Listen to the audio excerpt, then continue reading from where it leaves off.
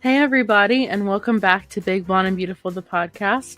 If you're new here, I'm your host, Kara Howie. Normally each week I'll pick a piece of media and I will talk about the fat representation, whether or not I personally think it's positive or negative. But this week's a little different. So last week was our season finale. We wrapped up the first season of the podcast.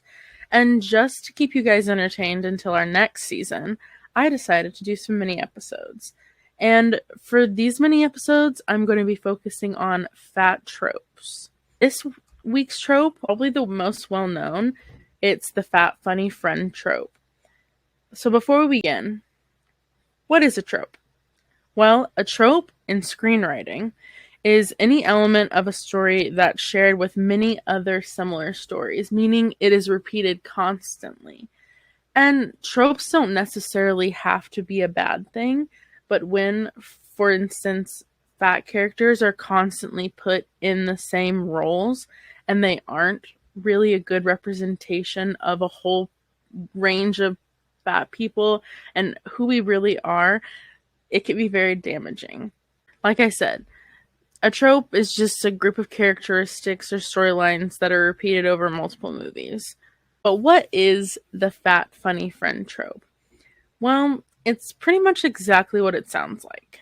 So the main protagonist has a fat funny friend. Unfortunately, that's pretty much where the personality ends. They're in the movie solely to be the comedic relief and sometimes sidekick to the main character. If you haven't heard the song Fat Funny Friend by Maddie Zam, I think's her last name, Zahm, I recommend you listen to it. It's so powerful and it really describes what it feels like when Hollywood pushes these tropes and that's all we see ourselves as. And then it translates into real life. So I definitely recommend listening to her song. This character is very overly aware of their weight, and it's usually used as the punchline for their jokes, mainly concerning how they're always hungry, they're always eating. A mocking tone associates itself with the whole of this character, which may usually makes fat audience members feel insecure about themselves.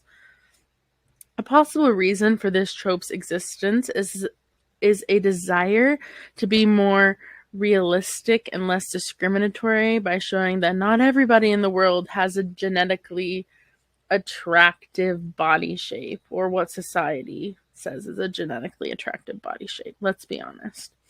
But still avoiding having a fat protagonist. But many agree that such a lazy attempt honestly does more harm than good.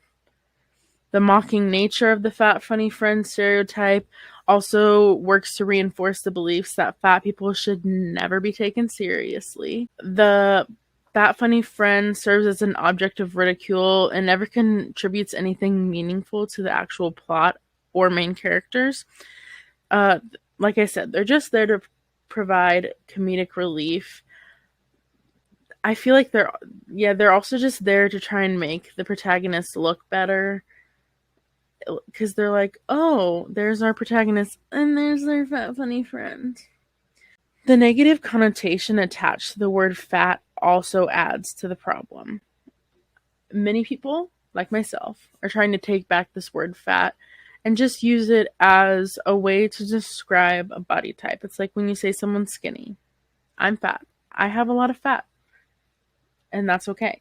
But a lot of people are not okay with this, and it's going to take a lot of time and a lot of unlearning to be comfortable using the word fat all the time.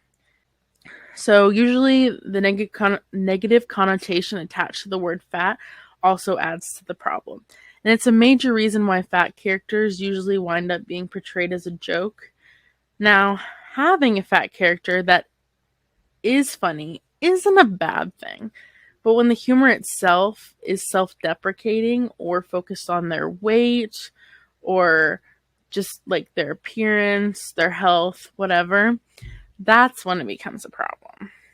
It's also a problem that most of the roles in Hollywood for fat people are the fat funny friend trope. You see a lot of fat people in comedies, not a lot of them in dramas. If you want to learn more about the fat funny friend trope, I highly recommend that you go do your own research on it. Maybe look at some of the movies that you enjoy. Not that it's bad to enjoy a movie with a fat funny friend, but maybe think about how if the roles were switched with the protagonist and the sidekick, how you would view that movie. Thank you all so much for listening. Please like, follow, share, rate us 5 stars. It would mean a lot to me. You can follow the podcast on TikTok at bbb.thepodcast and on Instagram at bbb.podcast. You can also follow me, your host, on Instagram at Carolina Howie and on TikTok. Also, we'll be back to our regular episodes starting with season 2 on October 18th, so please stick around for that. And next week we'll have another mini episode where we focus on the stupid fat guy trope. Until next time, stay fat and fabulous. Bye.